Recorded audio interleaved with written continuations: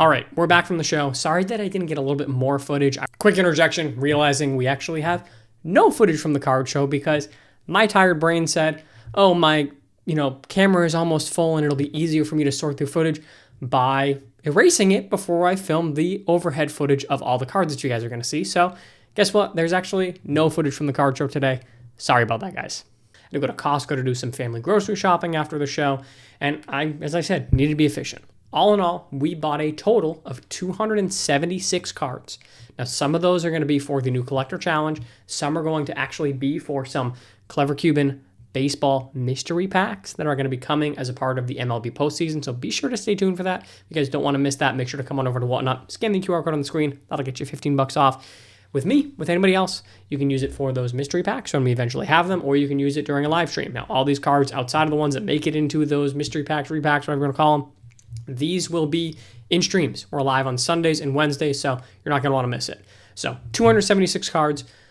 All in all, we spent about $1,600. So pretty good. I was a little worried at the midway point of when I was there. I was like, I'm blowing through my cash pretty quickly. But ultimately, the rest of the show had just a lot more Pokemon dealers. Which, by the way, have you guys noticed that at your local card shows, it is becoming more and more and more Pokemon? Now, I get it. Pokemon is hot right now, but it's getting harder for me to find sports locally, which is definitely a challenge.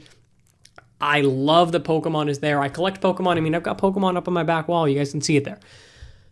I just wish. I miss the old days when I was able to easily find a ton of sports cards. I still find a good amount, but it's not the same volume. The big card shows are really where I think that I'm doing more volume and doing better because I think the Pokemon dealers have kind of infiltrated the smaller shows more frequently and just mean, there's less tables for the sports guys. So that kind of limited the amount that I spent, which was honestly kind of a good thing. I didn't need to buy a ton of the stuff. I really need slabs. Slabs are my biggest need, and I'm struggling to keep up with that inventory. As you guys are going to see, I barely got anything slab-wise today because it wasn't there, if I'm being perfectly honest.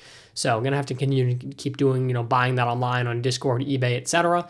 But enough of that. 276 cards, $1,600. How do you think I did? Let's check out the pickups. All right, so we're going to start off with some of the lower end stuff. I mean, lower end, it's still really, really nice, but I like to save the nice stuff for the end. So in general, my approach at shows like this is I'm going and I'm trying to find dealers that have some nice, value boxes, nice showcase stuff. And then I try and average that down by buying through their $1 boxes, $2 boxes, $3 boxes, etc. So a lot of this stuff is stuff that just does well. I mean, this Judge, assuming he wins MVP, which is not a given, but assuming he does, that's $20, so we'll take that. Eddie Murray in a $1 box, numbered out of 150. It's nothing crazy, but it's something that should do well on stream. Cool Andrew Jones out of 50 there. But loved this Soto, by the way. This one may be staying in the PC. The red foil out of Topps Fire, just such a sick-looking card. It's another one of the fun things about doing this is that sometimes, you go through a $1 box and you find an awesome PC card like that. Clayton Kershaw, he's retiring. He just announced that, numbered out of 199.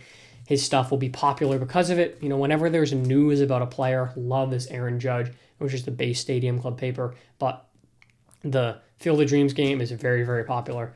But whenever there's big news about a player, like that they're retiring or they get called up, etc., you always get guys coming in saying, hey, do you have any of this guy? And Kershaw today, because of the news, I said, I'm going to go buy him. Nice Roman Anthony on the first mojo. But go in, try and find a lot of this stuff so that then I can average down my price on the higher end stuff. And the reason for that is that with selling on Whatnot, I'm not able to fully rely on comps. It's a sick Judge in the Platinum Anniversary Refractor. Can't fully rely on what a card comps for. If it's a $15 card, could I get 20? Absolutely. Could I get 8? Also absolutely. Nice stack here of some Nick Kurtz first Bowman Chromes. I mean, couldn't go wrong with 5 of them. He sells so well right now. I can't believe I was looking at a first Bowman refractor of his the other day. It's doing 250 plus in a PSA 10, which is insane. So another example of guys that, things happening. Moises Ballesteros got the call up. He's been playing with the Cubs. They just clinched the postseason. Another one, Trey Savage in a $3 box. I know I'm going to get asked about him given his debut in the Blue Jays making the playoffs. So I grabbed a fair amount of Prism Baseball It's a new product, that it like just came out. So I'm kind of hoping to be first to the market with some of it. But like Connor Griffin out of 299, this Christian Campbell on the gold out of 99, this Mason Wins out of 49. I just grabbed big name players in numbered parallels, nice looking stuff. I got it for cheap, so it's not like I'm into it for a ton, and there's going to be more that you're going to see in a bit here. But it's one of those that sometimes you can do well with that stuff, and sometimes you get cooked. I think I did decently well in terms of the overall lot that I bought it. I love these power brokers. I had a few of these when I was a kid, so these are near and dear to my heart, and the Piazza Refractors for sure nice. Trent Grisham, 6 months ago, I probably wouldn't have grabbed that card, but given the season he's had with the Yankees, absolutely did. Sick patch on that Ian Kinsler. He had a great career. Not a Hall of Famer or anything, but still amazing career for him, and I know there will be guys that like that. Cal Raleigh on the Stadium Club Chrome rookie. Tink Hence, really, really good pitching prospect. Addison Barger, by the way, he does not have any numbered autos, in general, and the numbered cards that he has is very, very limited. So I grabbed a few of these. He has had a crazy good season for the Blue Jays. So I've got an aqua of his, which is nice because it's team color match. Nice one on the Lou Gehrig, luckiest man on Earth's beach, blue out of 99 there. But that's one of those that, like, if you know that Addison Barger doesn't have much in terms of cards, his market and his cards sell for more because he's done so well, but there's not much. There's not enough supply to meet the demand with how he's played. This Griffey I thought was super cool. Never seen that card before, but figured I think it's a cool Griffey. It's probably going to sell. These comics do really well. This one's another one that will probably stay in the PC. Red Sox celebrating the World Series win. Mason Wynn, again, more Prism here. These ones are all numbered out of 499. The red is out of 299. Chase Burns on the auto. Ethan Holiday auto. He's not going to have autos until Bowman Draft, which are still a bit of ways away from, so we'll be able to capitalize on kind of the supply and demand issue there. So this is all stuff that I got in value boxes, dollar boxes, etc. And this is what helped average down some of the bigger cards that we got. I mean, that Wyatt Langford's a nice card. The Ernie Banks is solid. Montgomery has been awesome for the White Sox. Caminero, Lawler, more Nick Kurtz. Pujols, very, very cool there. Evan Carter, Elly. Singente, I think is how it's pronounced. James Wood, they're good-looking cards. Bryce Rainier, Johan Santana, and then Charlie Condon. Now let me grab the higher-end cards and the slabs. Now, some of the nicer cards, when I say higher-end, none of these are crazy for the most part. Caminero out of 499 on the Bowman Chrome Refractor rookie. Really cool Miggy on the Heart of the City. These sell for me super well. I feel like these were like home field advantages before home field advantages, but numbered out of 25 on the orange team color match. Caminero out of 99 on the rookie, as well as blue color match. A couple of nice Dylan Cruzes.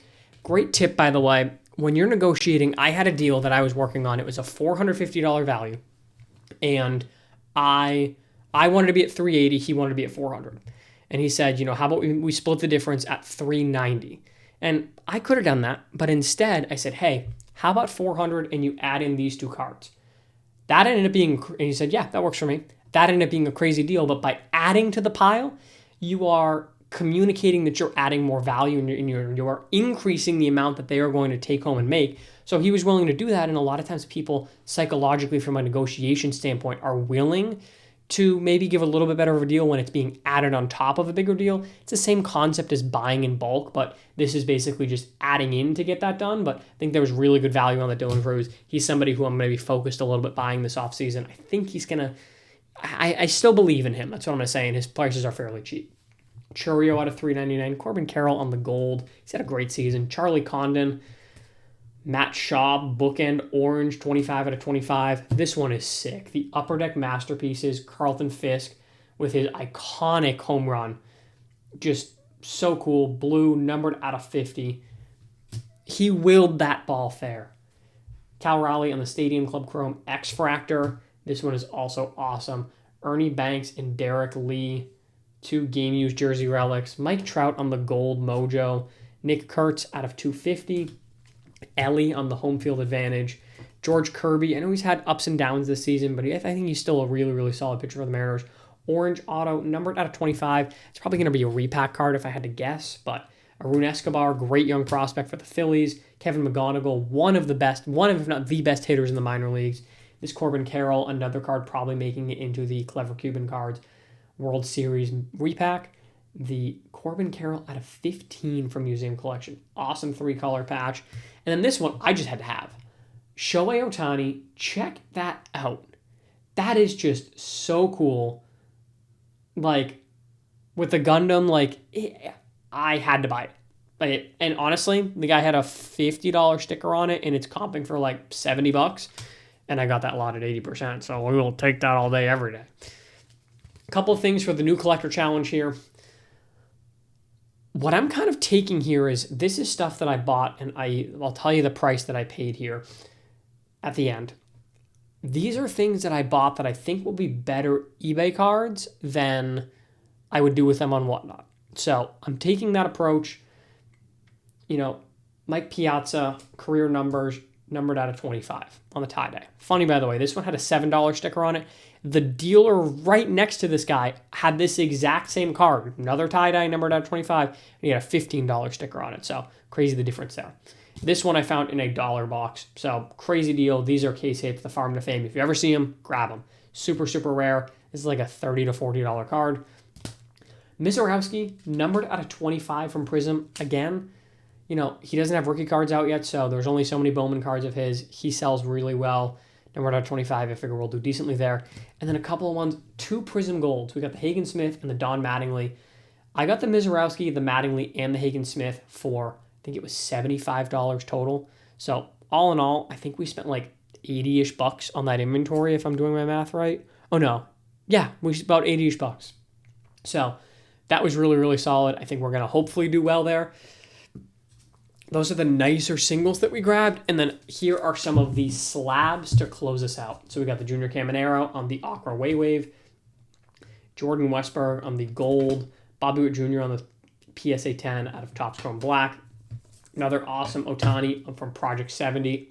One of these hasn't sold since like 2023, I think it was, in a PSA 10 last, was what I saw comp-wise. I might have been wrong, but when I looked it up on Card Ladder, that's what I saw. Elly on the PSA 10. Bobichette, it's cheap, but this will be a nice floor for a baseball World Series mystery pack. You know, PSA 9 Bobichette rookie, why not? Bobby Witt, very, very nice on the 9.5 Topps rookie. Nothing huge, but it will sell. Julio Rodríguez on the 10 Beam team. And then probably the nicest slab we got today was the Junior Caminero on the Topps Chrome Black. Super Futures. He indeed did have, and still does have, a Super Future. So curious on you guys' perspective. How do you think that we did spending about $1,600 on all this stuff? Good, bad, overpaid, underpaid? Let me know down in those comments. I appreciate you guys checking this video out. As I said, come on, check out the Whatnot streams. We're going to have those mystery packs coming soon. We got football stream starting up this week. Going to be very, very solid. So hope to see you guys there. Appreciate you guys checking out this video. We'll catch you in the next one.